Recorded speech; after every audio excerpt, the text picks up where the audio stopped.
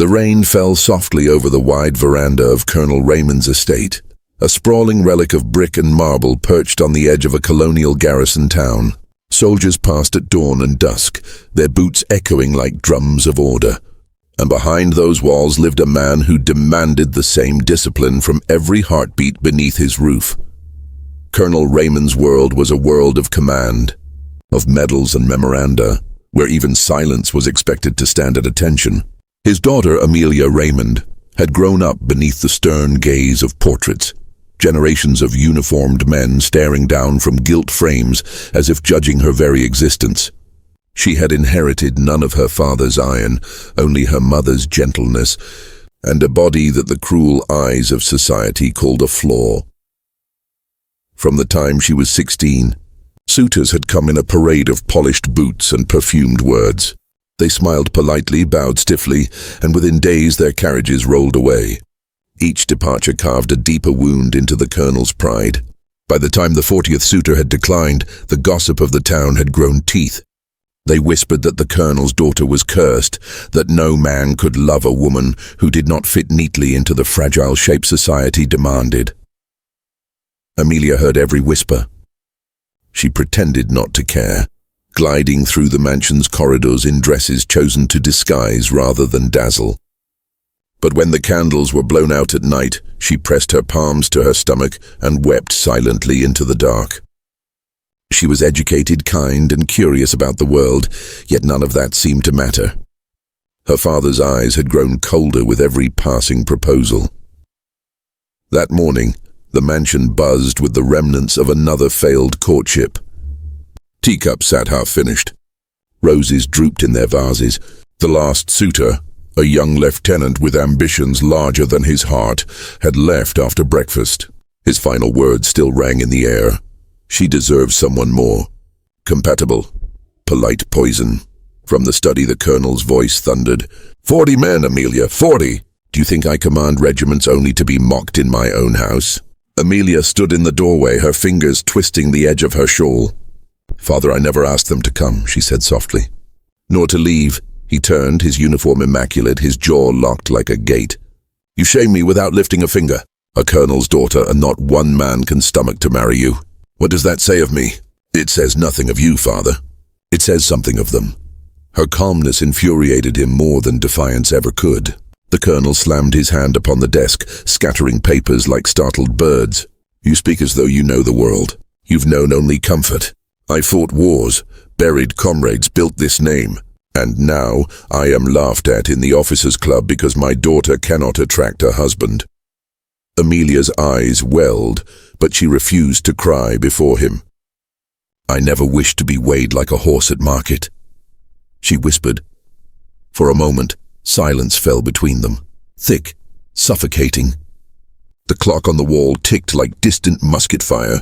The colonel looked at her not as a daughter, but as a flaw to be corrected, a weakness in the armor of his legacy.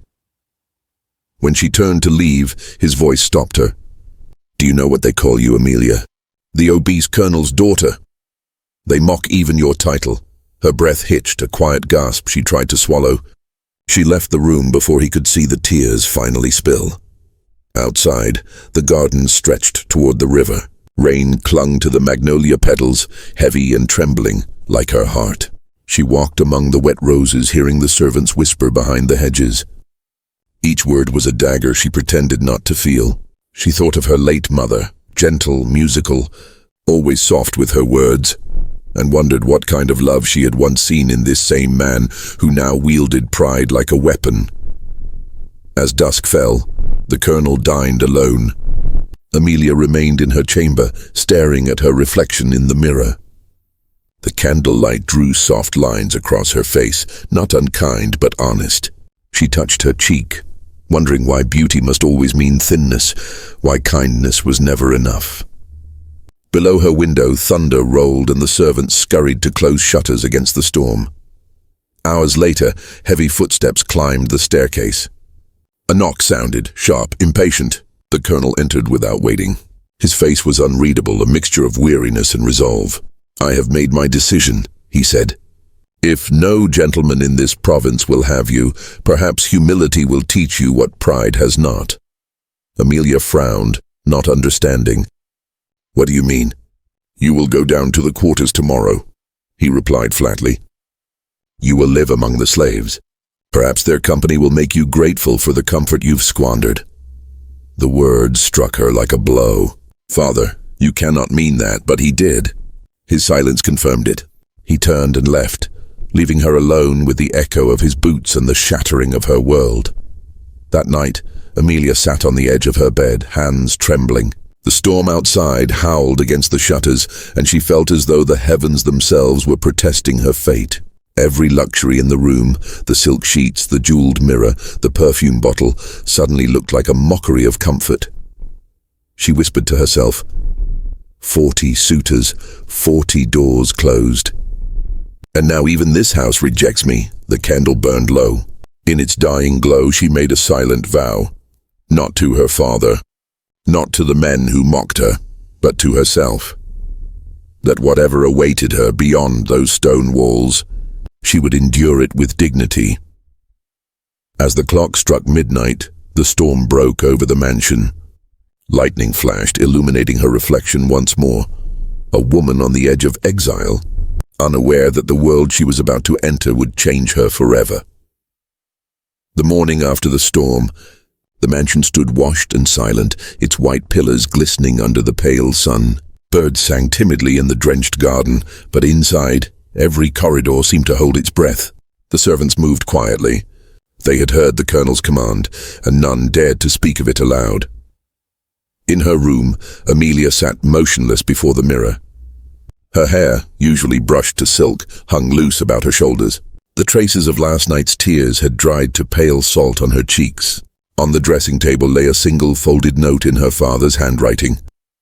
At noon, report to the back courtyard. You will be escorted to the quarters. No tenderness, no explanation, only military precision. Her hands trembled as she read it again, hoping the words might change if she blinked hard enough. They did not. Downstairs, the colonel ate his breakfast with the mechanical calm of a man who had long ago trained his heart to obey orders. To him, the decision was necessary. A daughter who invited disgrace had to learn discipline, even if that discipline came clothed in cruelty. Yet, beneath the iron of his uniform, a flicker of unease stirred, a shadow of the love he once held for the child who used to run to him in the garden, clutching daisies in her chubby hands. He crushed the thought before it could weaken him. At noon, Amelia descended the grand staircase. She wore a plain grey dress, stripped of ribbons and jewels, her head held high despite the tremor in her steps. The servants paused to watch, pity in some eyes, judgment in others. The great hall, once filled with music and light, now felt like a tribunal. The colonel stood waiting near the door, flanked by 2 orderlies. You will obey without question, he said. You will live among them until I decide you have learned humility. Amelia's voice was low but steady. And what lesson do you wish me to learn, father? That love cannot dwell in a body like mine? His jaw tightened. That a daughter of mine must not bring shame upon this family. She looked at him, really looked, and for the first time saw not a hero, but a man consumed by the fear of ridicule. It is not your honor you wish to protect, she said softly. It is your vanity. The words hit him harder than any weapon. Without replying, he motioned for the orderlies to proceed. They opened the heavy doors, and sunlight spilled into the hall like judgment itself. Amelia stepped outside. The scent of wet earth filled her lungs. Her shoes sank slightly into the mud as she crossed the courtyard, every step echoing with disbelief. Beyond the manicured hedges and marble fountains lay the narrow path that led to the quarters, a cluster of wooden huts behind the stables where the slaves lived and worked. The world changed as she crossed that invisible border. The air grew thicker with smoke and sweat. Children watched from doorways. Women stirred pots over open fires. Men mended tools under the shade of a crooked oak. Conversations ceased when they saw her approach, flanked by uniformed escorts. They had seen punishment before, but never like this. At the threshold of the largest hut stood Martha, the elder among the house servants, her eyes wise and weary. She curtsied faintly, unsure whether to bow or speak. The colonel addressed her curtly. She is to stay here. Treat her as one of you. No special favor. Martha's gaze flicked from him to Amelia, pity softening the lines on her face. Yes, sir. Without another word, the colonel turned on his heel and marched back toward the mansion. His boots splashed through puddles, each step sealing his decision like a drumbeat of finality. He did not look back. When he was gone, the orderlies left her standing there, alone among strangers. The air smelled of iron and wood smoke. Amelia's heart pounded as she clutched the small bundle she had been allowed to bring. A shawl, a Bible, a locket containing her mother's portrait. Martha spoke first, her voice gentle but firm. Come inside, miss, or whatever I should call you now. Just Amelia, she whispered. Inside, the hut was dim, lit only by slivers of daylight between the boards. A low cot, a wooden stool, a bowl of water. Nothing more. It smelled of damp earth and boiled maize. Amelia sat on the cot, her body trembling from the cold and the shock. Around her murmurs rose, some sympathetic, others mocking. She could feel their curiosity pressing in. A man's voice broke through the whispers. Let her be. She turned toward it. A tall man with skin the color of bronze and eyes like tempered steel stood near the doorway. Elias. His presence was calm but commanding, the kind of quiet strength that needed no words. Martha nodded toward him. Elias works in the stables. He'll see that you're fed. Amelia managed a small nod of gratitude. Elias met her gaze for a heartbeat longer than courtesy allowed, then turned away. That night, as the first stars appeared, she lay awake listening to the sounds of the quarters, the rhythm of distant drums, the murmur of lullabies sung in a tongue she did not know, the creak of the wind against the walls. She thought of her father dining alone in the grand hall, the clink of silver and crystal replacing the warmth of conversation. For the first time, she felt more alive in this rough hut than she ever had beneath the chandeliers. Back in the mansion, the colonel poured himself a glass of brandy. The house felt emptier than before. He stood by the window, watching the faint glow of fires from the quarters. A strange unease tugged at his chest, something dangerously close to guilt. He told himself it was necessary, a lesson, nothing more. But deep within, a voice whispered that he had crossed a line that could never be uncrossed. Amelia, in her cot of straw, whispered a prayer. If this is punishment, let it teach me not bitterness but strength. Her voice trembled, but her spirit did not break. The night wind carried her words into the dark, where they mingled with the songs of those who had long learned to survive without hope. And so began her descent, not into shame, as her father intended, but into understanding. The mansion on the hill faded into silence, and the world beneath it waited to test her heart. The sun rose pale and heavy the next morning, casting a faint gold glow over the slave quarters. The air smelled of damp soil and smoke from last night's fires. Amelia stirred on her straw cot, her body stiff from the hard floor. For a moment she forgot where she was. Then the rough texture beneath her fingertips reminded her. She was no longer in her father's mansion, no longer Miss Raymond. Outside, the camp was already alive. Women carried water buckets balanced on their heads. Men chopped wood or harnessed mules. Children laughed barefoot through the mud. It was a world beating with life, raw and unpolished, utterly different from the marble silence of the house above. When Amelia stepped outside, the noise dimmed. Eyes turned toward her, curious, guarded, some openly cold. She stood awkwardly in her grey dress, clutching her shawl as if it were armor.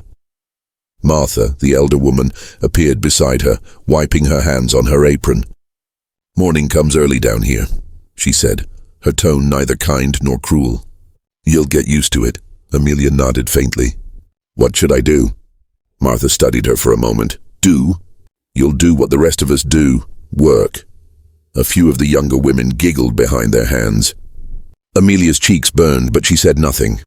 Martha handed her a small basket. Start with this. Go to the stream and wash the linens. Elias will show you the way. The mention of his name drew Amelia's eyes toward the stables. There he was, tall, steady, his sleeves rolled to the elbow, muscles flexing as he lifted a saddle. When their eyes met, he gave a small nod. neither mocking nor pitying. She followed him wordlessly down a narrow path through the trees. The forest was alive with sound. Crickets, running water, the distant hum of birds. The air smelled of wet moss. Amelia, unaccustomed to walking long distances, soon grew breathless. Elias slowed his pace without comment. At the stream, he set down a bundle of linens. "Here," he said, showing her how to scrub the cloth against the stones. His voice was low, calm. "The water will numb your hands at first. You'll get used to that too." She knelt beside him, dipping her hands into the icy water. The shock of cold made her gasp. He didn't laugh, just went on working, his movements rhythmic and sure. For a while, neither spoke. The sound of the rushing stream filled the silence. Then, unable to hold it in, Amelia said quietly, "You must think me foolish." Elias shook his head. "No, just new. He rinsed a sheet and spread it on the grass. "Everyone who comes here is new once. Then the world teaches them how to survive." She looked at him, intrigued. "And what did the world teach you?" He paused, eyes fixed on the flowing water. "That silence can be safer than truth." Something in his tone made her stop asking questions. She realized there were histories here far heavier than her own shame. As they worked, she watched how easily he moved, strong but never harsh, patient even with the stubborn knots of cloth. There was dignity in his every motion, a quiet pride that no chain could break. When they returned to the quarters, her dress was soaked, her hands red and raw. The others laughed softly, but not unkindly this time. Martha gave her a bowl of cornmeal porridge. "You worked," she said. "That's something." Amelia sat beside the fire, eating in silence. The food was simple but warm. Around her, people shared stories, jokes, even songs. Their laughter filled the night, a kind of freedom she had never known inside the mansion. For the first time, she realized how empty her life of luxury had been. Later, she wandered behind the huts, drawn by the flicker of lamplight. She found Elias mending a broken bridle under the old oak. "You never stop working," she said softly. He smiled faintly. "Work keeps the hands busy. When the hands stop, the mind starts remembering." "Remembering what?" He looked up at her, eyes dark and steady. "Things better forgotten." A chill passed through her. She sensed the depth of pain behind his calm, stories of cruelty and loss, carried in silence. Yet in that silence there was also strength, something unbroken.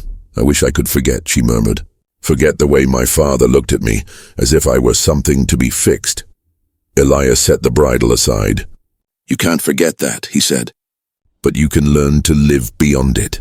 The words lingered long after she returned to her cot.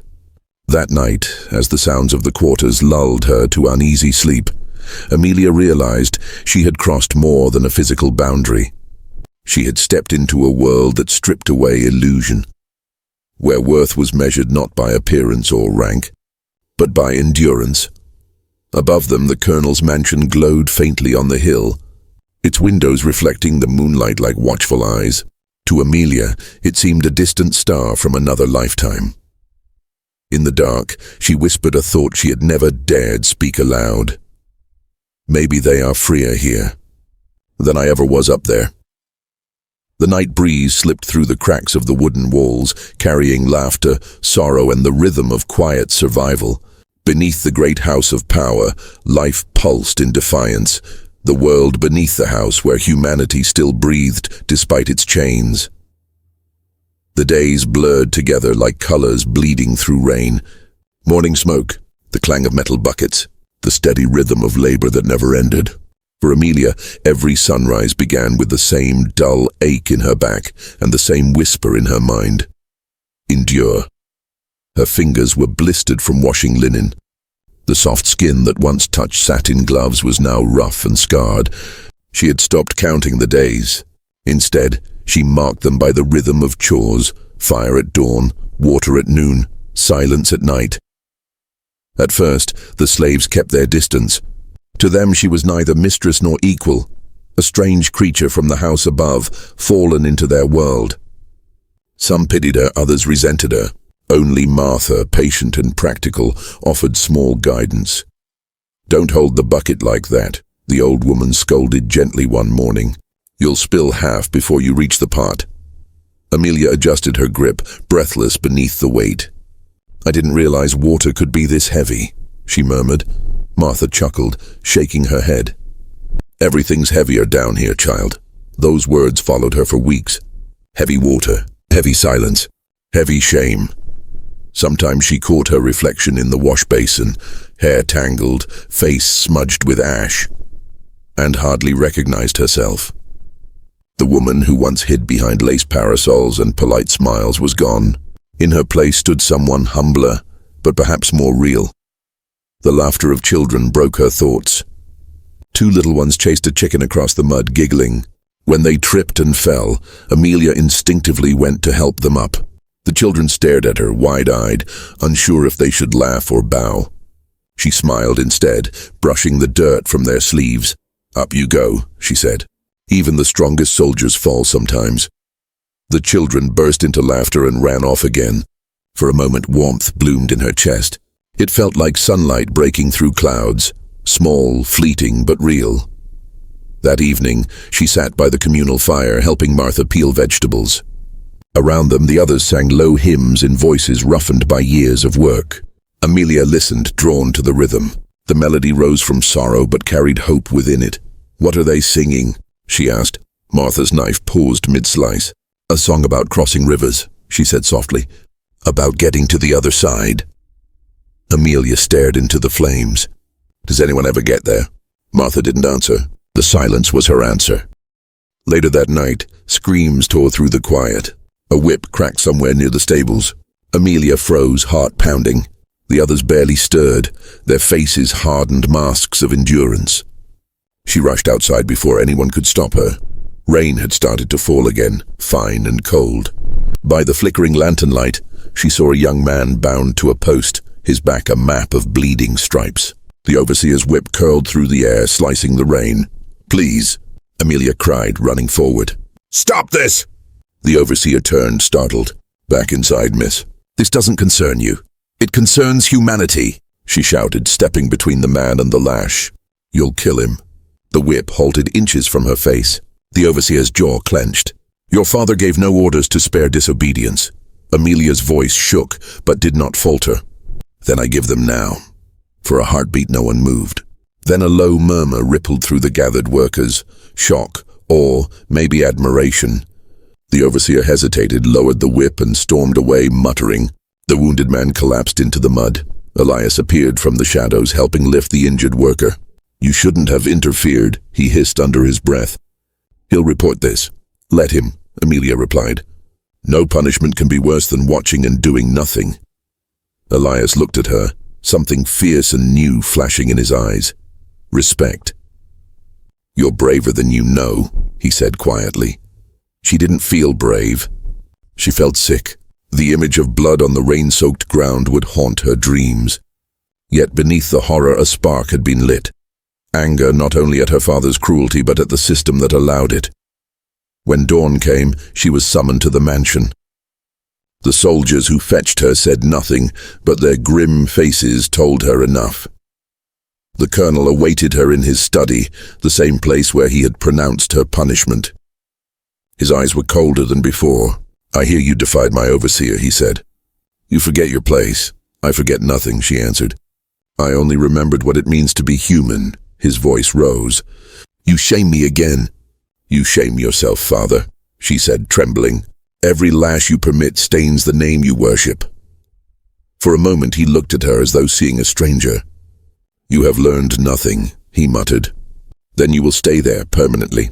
No bed, no servant, no return until you earn the right to call yourself my daughter again." Amelia bowed her head, but her tears had dried. "Then I will earn it not by your standard, but by my own." He turned away, dismissing her like a soldier from parade. The door shut behind her with the finality of a verdict. Back in the quarters that night, she sat beside the fire, silent. The others avoided her gaze, afraid of the consequences her defiance might bring. Only Elias spoke. "You changed something today," he said quietly. "Maybe only a small thing, but it matters." Amelia looked into the flames. The shadows danced across her face, softening her features into something neither noble nor lowly, simply human. "If it matters," she whispered. Then I'll keep changing small things until something larger breaks. Outside, the rain fell again, washing the blood from the dirt.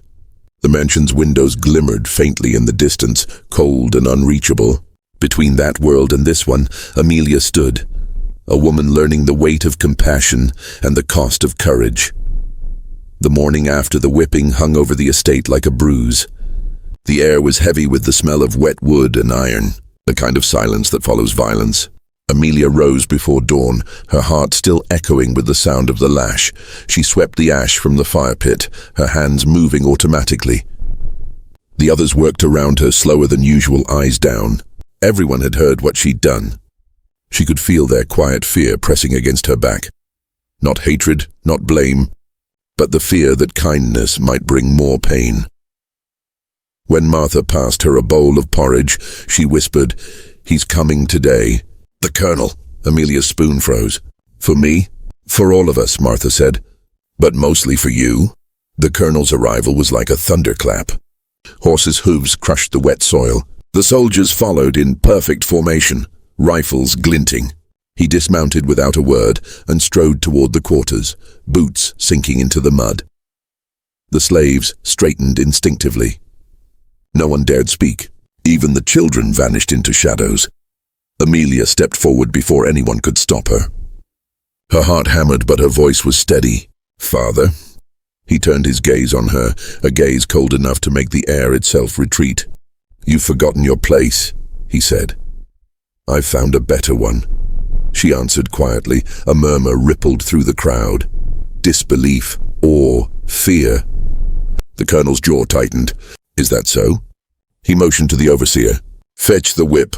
Gasps erupted, but no one moved to intervene. Amelia's knees weakened, yet she refused to step back. "You will not touch me," she said. "I am your daughter." "You were," he replied, voice sharp as steel. "Now you're a lesson." The overseer hesitated, glancing between them. The tension cracked like lightning in the humid air. Before he could lift the lash, a voice cut through the silence. Deep, controlled, defiant. "Enough." Elias stepped forward. Mud clung to his bare feet and sweat glistened on his skin, but his eyes held steady. "She's done nothing wrong."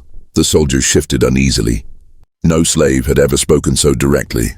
The Colonel's face darkened. "You forget your chains, boy." Elias didn't flinch. "Chains don't silence truth, sir." Amelia's breath caught. His words were like sparks in dry grass, small but dangerous. The Colonel turned to her. "Is this your doing? You've filled their heads with rebellion." Amelia shook her head. "No, father, you did. With your cruelty." For a moment the world held still. The soldiers, the rain, the trembling in her hands. Then the Colonel's voice boomed. "Enough!" He snatched the whip himself, raising it high. But before it could fall, Amelia's voice rang out, louder, stronger than she knew she possessed. "Do it then. Strike me! Show them what pride looks like when it murders its own blood." The lash froze midair. The soldiers looked away. No one moved, not even the wind. The Colonel's arm trembled.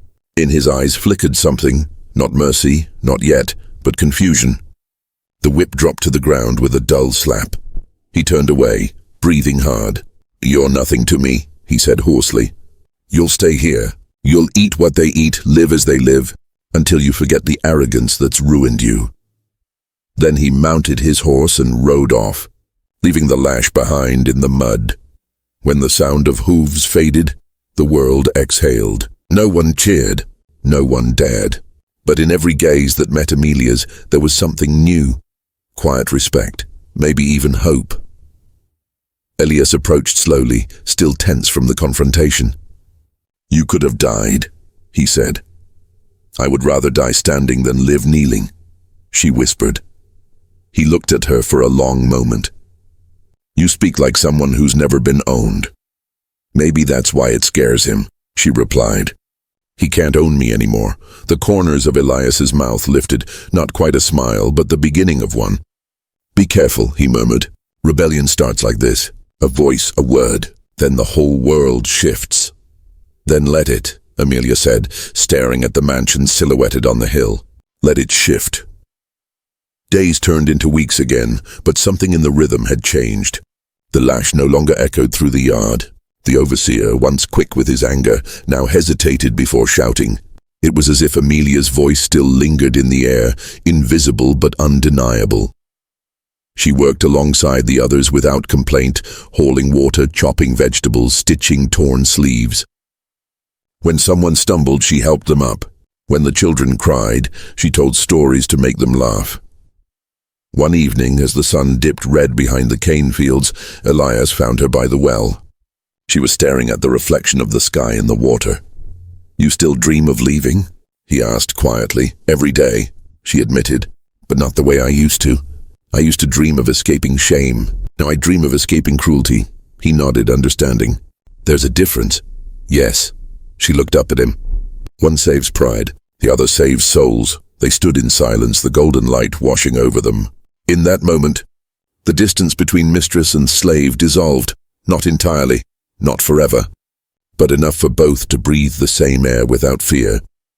From the mansion, a bell tolled, cold, distant, reminding them the world above still ruled the world below. But the sound no longer felt absolute. Amelia touched the rope burns on her palms, the proof of her labor, of her change. "He thinks he silenced me," she said softly. "But he only gave me a voice." Elias looked at her, a quiet fire behind his eyes. "Then speak," he said. "The world might listen." Amelia smiled faintly. "Someday it will." The last light faded, and the stars began to bloom. Beneath them, in the world that had once been her prison, Amelia felt something strange. Freedom stirring inside chains. The months that followed were softer somehow, not kind but calmer. The mansion's shadow still loomed over the quarters, yet the air no longer carried the sting of fear it once did. Something invisible had shifted, like a wound beginning to close beneath its scar. Amelia had changed, and everyone knew it. She no longer flinched when spoken to, nor hid her face from the others. She worked beside them, ate from the same bowl, and slept on the same straw mats. The calluses on her hands deepened, the weight of her body grew lighter, and her laughter, rare but real, began to echo through the quarters like birdsong. Martha watched her with quiet pride. "You've got strength now," she said one morning as they shelled peas by the fire. "Not the kind they teach in fine schools, the kind that grows from breaking." Amelia smiled faintly. "I think I was broken for too long, Martha. Maybe now I'm just growing wild." The old woman laughed, a deep, warm sound that cut through the stillness. "Ain't nothing wrong with wild things, child. The world trims too many flowers before they bloom."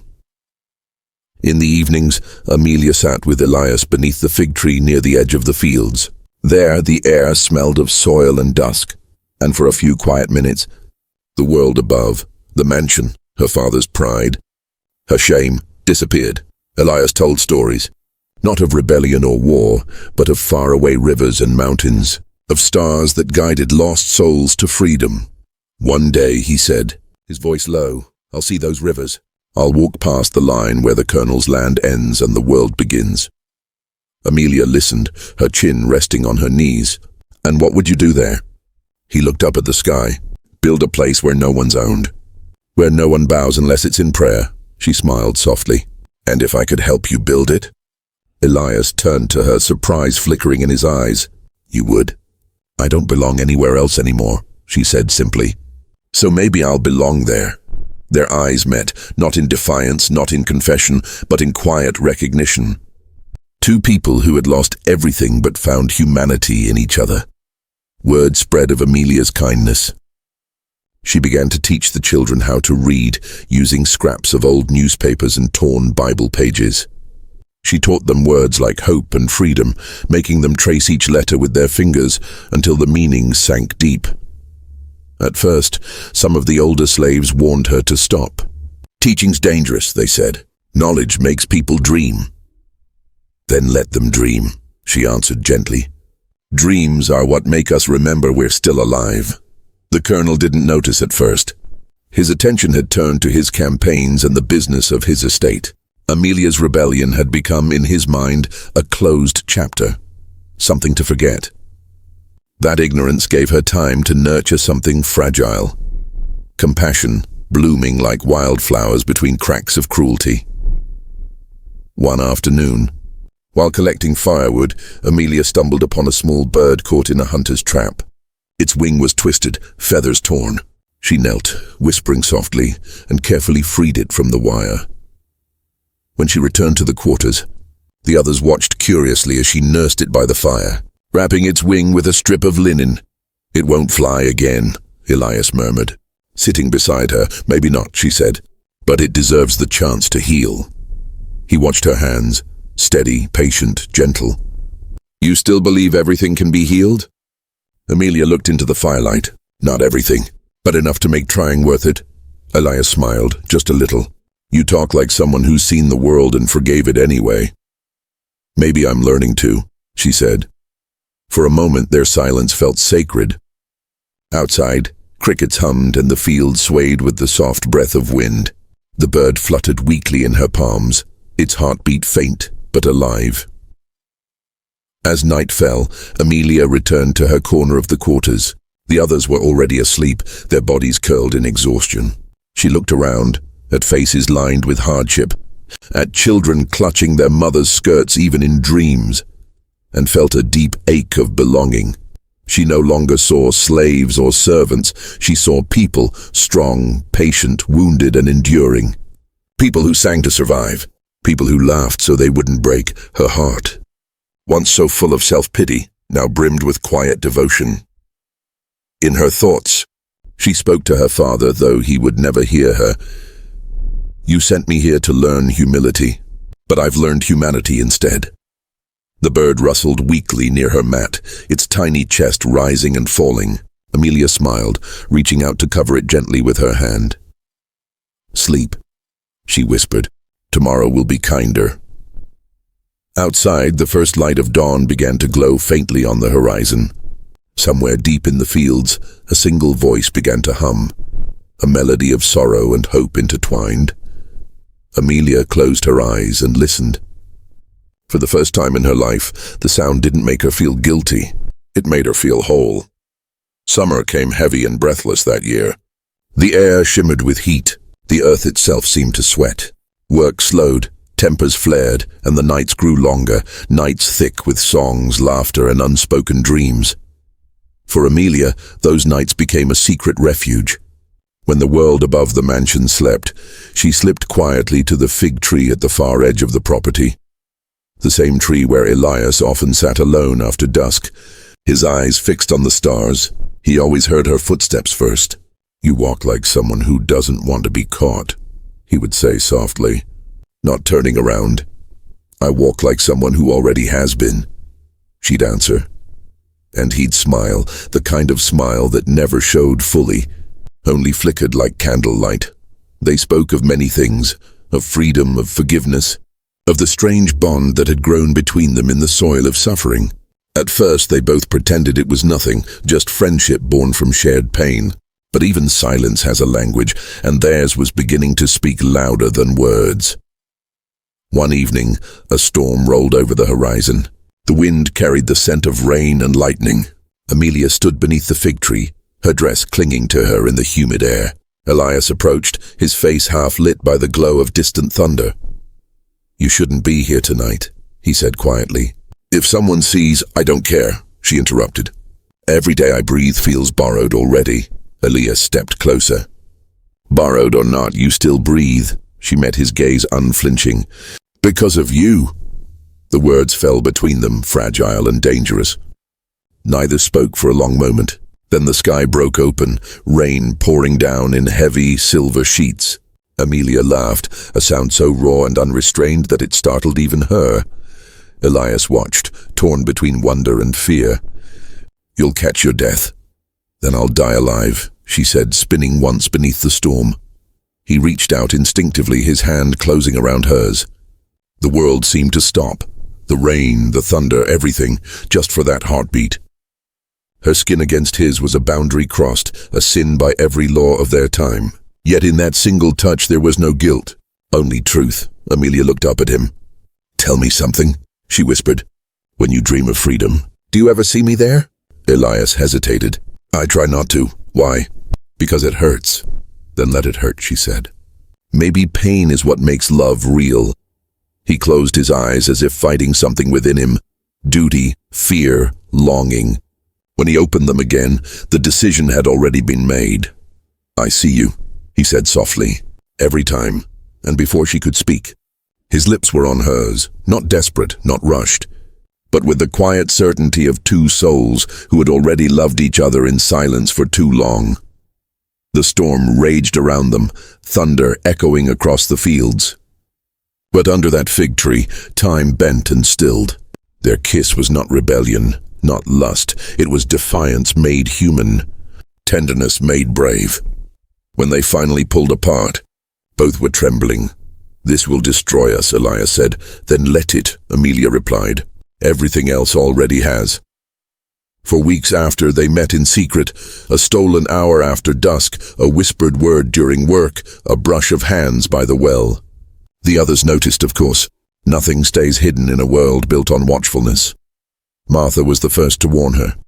"Child, love is a fire that burns twice as hard when it's forbidden." "I know," Amelia said softly, "but it's the only warmth I've ever felt." Martha sighed, her eyes full of both pity and admiration. "Then may it burn you clean, not hollow, but word travels faster than caution."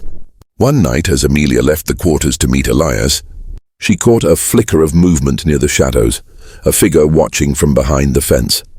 The next morning, the overseer's eyes followed her like a hawk's. He said nothing, but his smirk told her enough. By evening, soldiers came. They tore through the quarters, overturning crates, shouting names.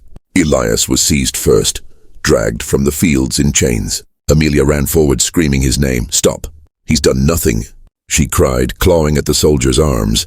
The overseer sneered. "The colonel will decide that." Her father stood waiting on the mansion steps, expression carved from stone. "So this is what my blood has become," he said coldly. Defiled by its own shame. Amelia fell to her knees. "Please, father, he's innocent. He's—" "Silence!" The word cracked through the air like another whip. The colonel turned to the soldiers. "Take him to the outpost. He'll be sold at dawn." Amelia's scream echoed through the courtyard, but no one moved. Even the slaves bowed their heads, powerless to interfere. As they dragged Elias away, he turned his head once, his eyes finding hers through the rain. He didn't speak. He didn't need to. Everything they had shared lived in that final look. Love, sorrow, courage. The gates closed behind him with the sound of a coffin lid. Amelia collapsed, her cries muffled against the wet earth. Her father stood over her, unmoved. "You were given to them to learn humility," he said. "Instead, you've learned disgrace." She raised her head slowly, her voice trembling but defiant. "If loving him is disgrace, then I will never be pure again." The colonel turned away, his silhouette swallowed by lightning. That night, the quarters were silent.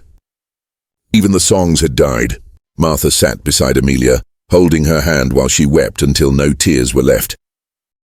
When dawn came, Amelia rose and went to the fig tree. The ground beneath it was still wet, the leaves glistening. She knelt there, whispering to the wind as if it could carry her words. "Wherever they take you, Elias, remember this. You're free already, and so am I, even if the world says otherwise." A single feather fell from the tree, landing in her palm, white and fragile as hope. She held it close as the sky slowly turned gold. The morning Elias was taken from the estate, the world seemed too quiet. The sun rose pale and cold, the kind of light that felt like an accusation. The quarters moved in silence. No songs, no laughter. Only the sound of shovels biting into earth and footsteps dragging through dust. Amelia stood at the window of the storage shed, staring at the empty yard where he used to stand. Her heart was a raw wound that refused to close. The soldiers had taken him before dawn, and though she had begged to see him once more, her father's orders were absolute. She will not leave the quarters. By noon, she could no longer bear it. She ran barefoot through the mud, past the kitchens and stables, until she reached the mansion steps. The guards barred her way, but she screamed his name anyway. "Father, please listen to me." Colonel Raymond emerged from the doorway, his uniform immaculate, his face unreadable. "I told you to stay below," he said. "Where is he?" she cried. "What have you done?" "He's being sent away," the colonel replied flatly. "To another province. His kind forgets quickly once they're gone." Amelia shook her head. No, you can't. I can do anything," he said sharply. "You've forgotten what I am." Her voice trembled but did not break. "No, father, you've forgotten what you were meant to be." His eyes flashed with fury. "Enough of your insolence." He gestured to the guards. "Take her back. Lock her in the servant wing until she remembers obedience." As they dragged her away, she shouted through tears, "He's a man. You can't trade him like cattle. You can't." The doors slammed shut, cutting off her voice. For 2 days, Amelia was kept in the small quarters near the stables. The air was thick with dust and grief. Martha brought her food, but she barely touched it. Her body ached, but her mind was heavier still, haunted by the sound of chains, by the memory of Elias's last look. On the 3rd night, thunder rolled again across the horizon. The rain began to fall, soft at first, then steady. Amelia pressed her palms against the wooden shutters, whispering to the storm. "Please," she murmured, "don't let him be gone." The door creaked open and Martha slipped inside, her face drawn and pale. "He's gone, child," she said softly. "They left before dawn yesterday." Amelia turned slowly. "Gone?" "They say he was sold downriver. A trader came from the coast." The words hit like a blow. Amelia sank to her knees, the strength draining from her body. "I should have gone with him," she whispered. "I should have run." Martha knelt beside her, holding her shoulders. "You would have both been caught. You did what you could." "I did nothing," Amelia said, voice breaking. "I only watched." Her sobs filled the small room, a sound too human, too full of loss to be contained by walls. Days blurred into one another. The colonel avoided her completely now, as if she were a ghost haunting his estate. The workers spoke in hushed tones, careful not to draw the overseer's attention. But beneath the silence, something was stirring. The air felt different, tense, watchful. Rumors spread that Elias hadn't reached the coast, that somewhere between the river and the city, the wagon had been ambushed. Some said he escaped, others whispered he was dead. Amelia refused to believe the latter. Every evening she returned to the fig tree. She sat there until night fell, clutching the white feather she'd found, as if it were a promise. Then came the fever. It began with chills that shook her body, then sweats that left her trembling. Martha tended to her as best she could, laying cool cloths on her forehead, spooning water between her lips. "She's burning up," one of the women whispered. "Let her rest," Martha said, brushing Amelia's damp hair from her face. In her delirium, Amelia dreamed of Elias, not as he was, but as he might be, running through the forest, breathless but free, sunlight breaking through the trees. She reached for him, but her hands passed through light and shadow. When she woke, her body was weak, but her heart steadier. She knew then that whether he lived or not, she couldn't let his story end in chains. A week later, a messenger arrived at the estate. His clothes were torn, his face streaked with mud. He spoke to the overseer in low, hurried tones. Amelia, overhearing, felt her breath catch. "What did he say?" she asked. The man hesitated, then whispered, "The one they took, Elias. He escaped, killed a guard and disappeared into the marshlands." Her heart leapt. "He's alive?" The man nodded. "For now." That night, Amelia stepped outside after everyone had gone to sleep. The moon was full, bathing the fields in silver light. She looked toward the distant tree line, the edge of her father's land. Somewhere beyond it, Elias was breathing the same night air. Somewhere beyond it, the world was still turning. Inside the mansion, the colonel sat alone in his study, pouring himself a drink. The sound of thunder echoed in the distance. His hand trembled slightly as he lifted the glass. Through the window, he saw a figure standing by the fields, his daughter, head tilted toward the horizon. For a moment, his face softened. He saw the same fire that once burned in her mother, the same defiance he had spent years trying to crush. He set down the glass and whispered to the empty room, "You'll destroy me one day." "Amelia," then almost as if answering him, a flash of lightning lit the sky. bright and merciless. In the quarters, Amelia sat awake by the fire. Her fever had passed, but something new burned inside her. Purpose. She turned to Martha. "He's alive. I know it," the old woman nodded. "Then what will you do?" Amelia's eyes glowed in the firelight. "What I must. No one deserves to live and die beneath his name. Not Elias, not any of them." Martha studied her in silence. "You'll make enemies." "Then I'll make them afraid," Amelia said quietly. Outside, the rain began again, falling harder this time. Not gentle like before, but wild, relentless. The kind of rain that breaks the ground so something new can grow. Amelia closed her eyes, letting the sound wash over her. "This ends," she whispered to the storm, "with freedom, or not at all." The storm that night never truly ended. For days afterward, the air smelled of wet soil and lightning, and the sky remained heavy with clouds, as if the heavens themselves were holding their breath. Amelia could feel it. The shift in the air, the quiet unrest that simmered beneath the surface of the estate. The slaves moved differently now, eyes sharp, shoulders squared. They spoke less, but when they did, their words carried weight. Rumors had become resolve. Elias was alive, and his escape had lit a fire none could extinguish. Martha told her in whispers, "He's hiding near the marshes. Others have joined him. They wait for a sign." Amelia nodded, her gaze distant. "Then we'll give them one." She no longer trembled when she spoke. The fragile, humiliated girl who once cowered beneath her father's anger was gone. What remained was a woman who had tasted injustice and refused to swallow it again. That evening she crept into her father's study. The mansion was quiet, most of the servants asleep, the colonel away at a dinner with officers.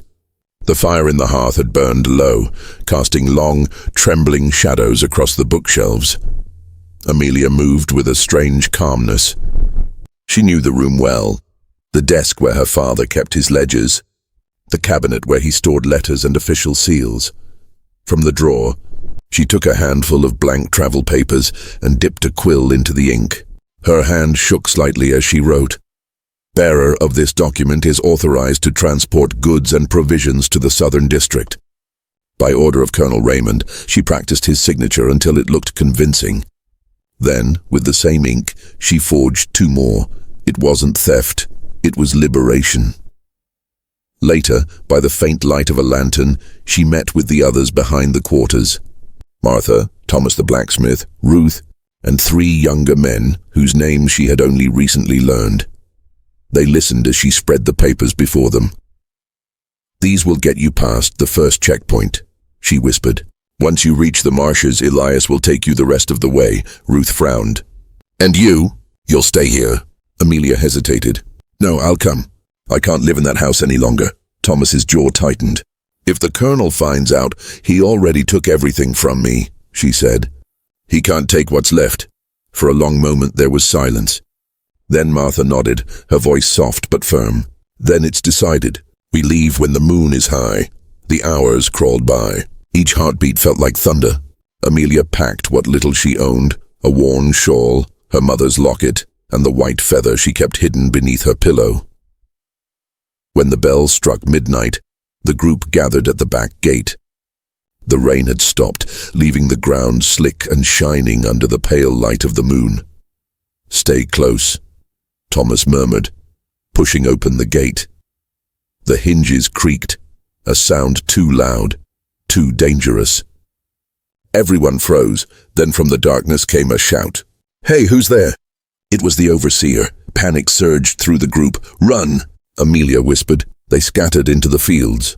The overseer's torch flared behind them, his voice bellowing, "Stop! Thieves, slaves on the run!" Shots cracked through the air, 1, 2, 3, but the darkness swallowed them. Amelia ran harder than she ever had before, her breath tearing through her chest, her skirts soaked with mud.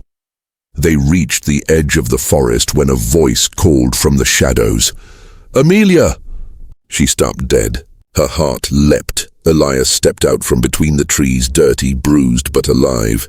His eyes met hers, full of shock and relief all at once. "You came," he said. I told you I would. For a brief, impossible second, the world was silent around them. The gunfire, the shouting, all fading into nothing. Then Elias grabbed her hand. We have to move. They'll send soldiers. He led them deeper into the forest. Behind them, flames began to rise. The overseer had set torches to the fields. The colonel's land was burning. At dawn, the soldiers arrived at the estate, their horses trampling the wet earth. Colonel Raymond rode at their head, his face carved in stone. When he saw the smoke curling from his fields, he turned to the captain beside him. Search every path. Bring them back. Alive, if possible. But even as he gave the order, he knew something inside him had cracked. The discipline that had once defined him now felt like a cage he'd built for himself. And for his daughter. By midday, the chase reached the river. The fugitives hid among the reeds, soaked and trembling. Amelia's dress clung to her skin, her hands scraped raw from climbing through thorns. They're close, Elias whispered. We have to cross. The current was strong, but there was no choice. One by one, they waded in. Amelia stumbled halfway through, the water dragging at her legs. Elias caught her, his grip firm and steady. I've got you, he said. She met his eyes, wild, desperate, alive. We're almost there, she breathed. On the opposite bank, a gunshot cracked through the air. Elias jerked, his body tensing. For a terrifying moment, Amelia thought he'd been hit, but the bullet had only grazed his arm. They ran again into the trees, until the river was nothing but a whisper behind them. Back at the mansion, chaos reigned. Smoke blackened the sky. Slaves who hadn't escaped were questioned, some beaten, some thrown in chains. The colonel stood on the veranda watching his empire crumble.